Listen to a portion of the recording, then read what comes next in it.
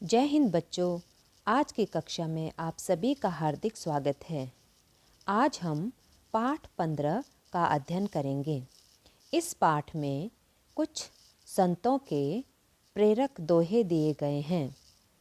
हर दोहा हमें एक सीख देता है जिसे अपनाकर हम अपने जीवन में सफलता प्राप्त कर सकते हैं। तो चलिए हम इस पाठ का अध्ययन करें।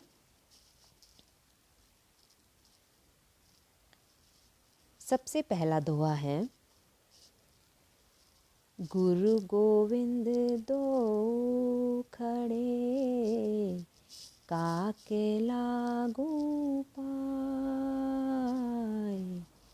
गुरु गोविंद दो खड़े, काके लागू पाए।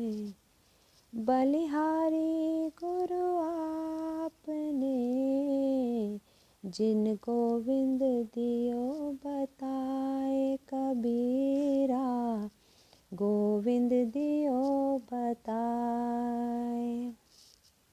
ये पंक्तियाँ कबीर जी ने लिखी हैं। तो इसमें कबीर जी कहते हैं कि गुरु और गोविंद, गोविंद अर्थात ईश्वर, दोनों मेरे सामने खड़े हैं। अब मैं दोनों में से किसे प्रणाम करूं या किसके पाँव छूऊं। तो फिर बाद में कवि कहते हैं कि बलिहारी गुरु आपने, जिन गोविंद दियो बताए।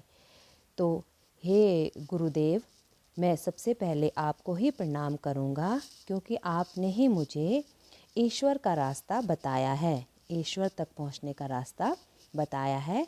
तो इसमें कबीर जी ने गुरु की महिमा का गुणगान किया है और गुरु को ईश्वर से भी श्रेष्ठ बताया है।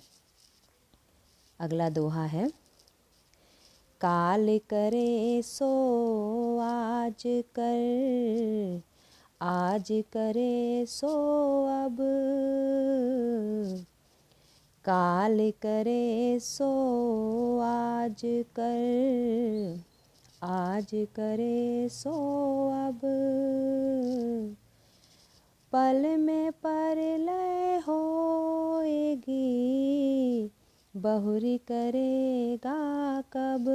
कबीरा बहुरी करेगा कब।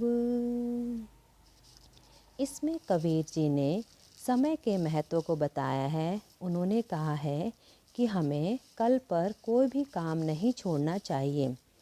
उन्होंने कहा है, काल करे सो आज कर। जो काम आपको कल करना है उसे आप आज ही कर लीजिए, और जो आज करना है उसे अब ही कर लीजिए, क्योंकि हमें पता नहीं कि कल क्या हो। कल हम रहें न रहें, कल कोई प्रलय आ सकता है, संसार का नाश हो सकता है। तो फिर हमें वो कार्य करने के लिए कभी समय नहीं मिलेगा।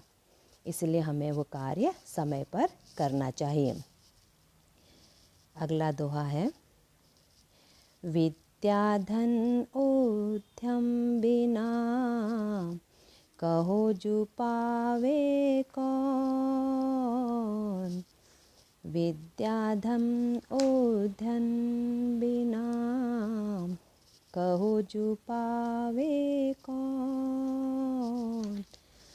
बिना डुलाए ना मिले, जो पंखा की फोन रे बंदे, जो पंखा की फोन।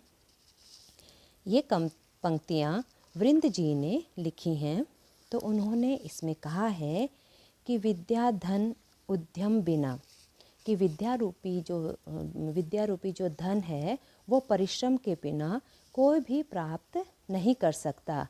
ये उसी प्रकार होगा जिस प्रकार हम बिना हिलाए पंखे की हवा प्राप्त नहीं कर सकते, उसी प्रकार विद्या रूपी धन बिना मेहनत के प्राप्त नहीं किया जा सकता है। अतः अगर हमें सफलता प्राप्त करनी है या विद्या प्राप्त करनी है या कोई धन प्राप्त करना है, तो उसके लिए मेहनत करना अति आवश्यक है। करे बुराई सुख चाहे, कैसे पावे कोई। करे बुराई सुख चहे, कैसे पावे कोई। रोपे बिरवा आक को, आम कहाँ ते होई रे बंदे, आम कहाँ ते होई। इन पंक्तियों में वृंद जी कहते हैं कि करे बुराई सुख चहे, कैसे पावे कोई। हम किसी की बुराई करके सुख प्राप्त करने की इच्छा नहीं कर सकते, क्योंकि ये बिल्कुल भी संभव नहीं है कि हम बुराई करें और सुख की इच्छा करें। यह उसी प्रकार हो जाएगा जैसे अगर हम आक का वृक्ष बोते हैं। आक एक ऐसा वृक्ष होता है जिससे में विषैले फल लगते हैं, विष भरे फल लगते हैं। आक का वृक्ष बोने के बाद अगर हम उससे आम का फल प्राप्त करने की इच्छा करें तो यह असंभव हो जाएगा। अतः उसी प्रकार हम कभी भी किसी की बुराई करके सुख प्राप्त नहीं कर सकते हैं। बड़ा हुआ तो क्या हुआ, जैसे पेड़ खजूर।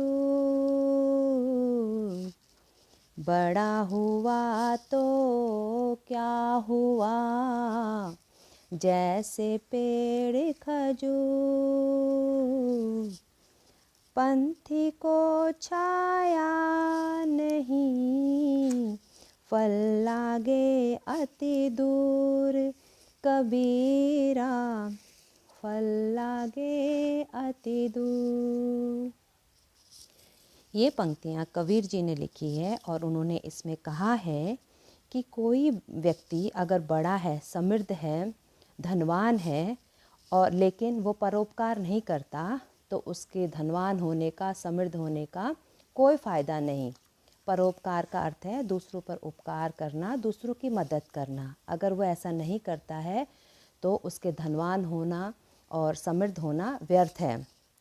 क्योंकि अगर इसकी तुलना कवि ने खजूर के पेड़ से की है, क्योंकि खजूर का पेड़ बहुत लंबा होता है, जिसके कारण ना तो उसके फल कोई तोड़ पाता है और ना ही राह चलने वाले राहगीरों को उसकी छाया मिल पाती है। अतः उसके बड़े होने का कोई भी फ़ायदा नहीं है। तो बच्चों, ये सारे दोहे हैं, इनको आपने याद करना है और इसी प्रकार गाकर इन्हें समझना है। और अगली कक्षा में हम इससे आगे का पाठ करेंगे। आप अपना ध्यान रखिए, फिर मिलते हैं। धन्यवाद।